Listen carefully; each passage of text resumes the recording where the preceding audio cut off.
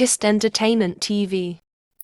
Nínú àwọn tí wọ́n jẹ́ olólùfẹ́ Saheed Osupa, wọ́n ní ọba orin please grow back your hair, you look more handsome.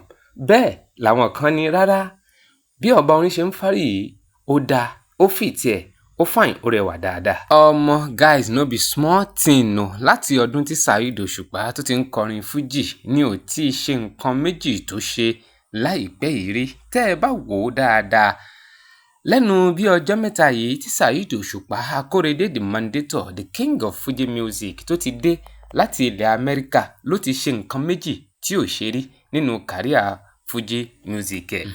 Tẹ́yìn náà bá notice dáadáa, ẹ rí i pé látìgbà tí Saheed Osupa tó ti dé láti Amẹ́ríkà ló ti ń jókòó kọrin léyìí tí ò ṣẹlẹ̀ rí látìgbà tí Saheed Osupa tó ti ń kọ orin Fuji tó ti ń dá kẹ̀kẹ́lúkẹ́ tó ń dá kẹ̀kẹ́lúkẹ́.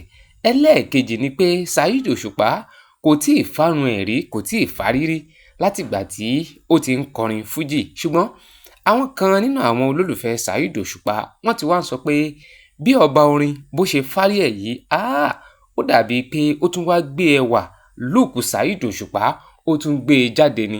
Bẹ́ẹ̀ làwọn kan sọ pé rárá o, ọba orin please grow your hair back, you look more handsome, you look very very good in that hair, please grow your hair back. Ẹ gbọ́, tẹ́yìn náà bá jẹ́ olólùfẹ́ Saheed Osupa dáadáa, ẹ wo àwọn àwòrán méjèèjì yìí, èwo lẹ́yìn rò pé Saheed Osupa ló ti look younger jù?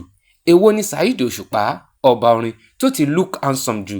Èwo lẹ fẹ́ kí Saheed Osupa kó máa ṣe? Ṣé kó keep hair yẹn ni àbí kó máa fárí ẹ̀ bó ṣe ń fa lọ? Nítorí pé Yorùbá ní bí èèyàn bá ti kọjá bàǹtẹ́ onírù, ọmọ ẹni náà làkúkú ń bọ̀ fún. Ẹ̀yin o, tẹ́lẹ̀ yìí náà bá ń jẹ́ ìgbà àkọ́kọ́ àbí àkọ́kọ́ ìgbà tẹ́ ń bọ́ sórí ìkànnì yìí, ẹ má gbàgbé láti tẹ subscribe button, kẹ́ ẹ like fídíò yìí, kẹ́ ẹ dẹ̀ share, kẹ́ ẹ bò kó lọ fà dáadáa.